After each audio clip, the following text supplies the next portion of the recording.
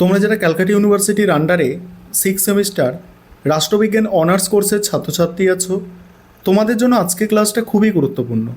আজকের ক্লাসে তোমাদের 6 সেমিস্টার রাষ্ট্রবিজ্ঞান অনার্সের যে 3টি পেপার আছে, এই 3টি পেপারের মক টেস্টের প্রশ্নপত্র অর্থাৎ মডেল প্রশ্নপত্র নিয়ে আলোচনা করব।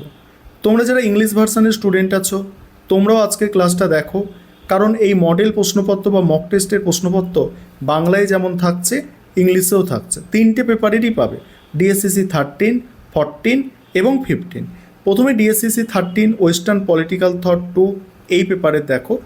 প্রথমেই 5 নম্বরের যে প্রশ্নগুলো এখানে রাখা হয়েছে, জেরেমি বেন্থামের হিতবাদ, জন স্টুয়ার্ট মিলের উদারনীতিবাদ, সুশীল সমাজ সম্পর্কে হেগেলের ধারণা বা বক্তব্য, কাল্পনিক সমাজতন্ত্রের মূল বৈশিষ্ট্য ও সীমাবদ্ধতা, সিন্ডিক্যালিজম বিপ্লব সম্পর্কে ধারণা। এবারে মডিউল 1 থেকে প্রথম প্রশ্ন আছে 20 নম্বরের, বেন্থামের উপযোগবাদ তত্ত্বটি সমালোচনা সহ আলোচনা করো। পরের প্রশ্ন, হেগেলের রাষ্ট্রচিন্তার সমালোচনামূলক বিশ্লেষণ করো। তারপরে জন স্টুয়ার্ট মিলের প্রতিনিধিত্বমূলক সরকার সংক্রান্ত ধারণাটি বিস্তারিত আলোচনা করো। তারপরে রাজনৈতিক বাধ্যবাধকতা সম্পর্কে টি.এইচ. গিনের মতবাদ আলোচনা করো। এবার আছে মডিউল 2 থেকে প্রথমেই আছে দেখো, মার্ক্সের বৈজ্ঞানিক সমাজতন্ত্রের প্রধান বৈশিষ্ট্যগুলি আলোচনা করো। নৈরাজ্যবাদ বা তার বিবর্তন সম্পর্কে একটি সামগ্রিক আলোচনা। এবার 10 নম্বরের প্রশ্ন আছে, ফ্যাবিয়ান সমাজতন্ত্রের মৌলিক নীতি ও বৈশিষ্ট্য আর অমার্ক্সবাদী সমাজতন্ত্রে গিল্ড সমাজতন্ত্রবাদীদের অবদান। এবারে তোমরা যারা ইংলিশ ভার্সানের স্টুডেন্ট আছো, তোমরা দেখো তোমাদের প্রথম অর্থাৎ ডিএসসিসি 13 পেপারের দেখে নাও মডেল প্রশ্নপত্র ইংলিশে করা আছে, এবং এরপরেই আমি ডিএসসিসি 14 পেপারে আলোচনায় আসছি। এটা ডিএসসিসি 14 পেপার পাবলিক অ্যাডমিনিস্ট্রেশনের ওপর আছে।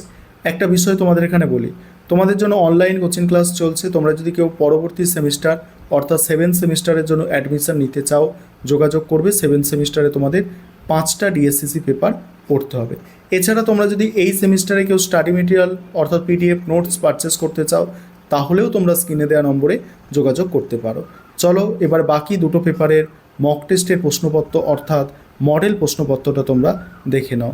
ডিএসসিসি 14 পেপারে 5 নম্বরের প্রশ্নগুলো আছে দেখো, বিডিওর ভূমিকা প্রথম, তারপর ক্যাবিনেট সচিবালয়ের কাজ, ভারতে নিয়ন্ত্রণ ও মহাগণনা পরীক্ষকের ভূমিকা অর্থাৎ ক্যাগের ভূমিকা, গ্রাম সংসদ বা গ্রাম সভার গুরুত্ব, ঔপনিবেশিক প্রশাসনের উত্তরাধিকার। এবার বড় প্রশ্ন দেখো, প্রথম প্রশ্ন আছে, ভারতের প্রধানমন্ত্রীর দপ্তরের গঠন কার্যাবলী আলোচনা করো, ভারতীয় প্রশাসনিক ব্যবস্থায় এর গুরুত্ব বা প্রভাব বিশ্লেষণ করো।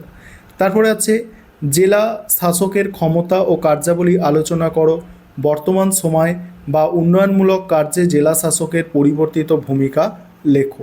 তারপরে আছে দেখো, তারপরে আছে কৌটিল্যের প্রশাসনিক চিন্তার মূল বৈশিষ্ট্যগুলি আলোচনা করো। পরের প্রশ্ন, ভারতের সিভিল সার্ভিস বা সরকারি চাকরির বিবর্তন ও ভারতীয়করণ সম্পর্কে আলোচনা। মডিউল 2 থেকে আছে দেখো, মডিউল 2 থেকে আছে ভারতের সংবিধানের 73তম সংশোধনী আইনের প্রেক্ষিতে গ্রামীণ স্বায়ত্তশাসন ব্যবস্থা বা পঞ্চায়েত ব্যবস্থার গঠন ও কার্যাবলী আলোচনা করো। তারপরে আছে ভারতের সরকারি ব্যয়ের ওপর সংসদীয় নিয়ন্ত্রণ ব্যবস্থা বা পাবলিক অ্যাকাউন্ট কমিটি বা এস্টিমেট কমিটির সম্পর্কে বিস্তারিত আলোচনা। এবার আছে দেখো 10 নম্বরের প্রশ্ন, বাজেট কাকে বলে, ভারতে বাজেট প্রণয়ন ও অনুমোদনের পদ্ধতি আলোচনা করো।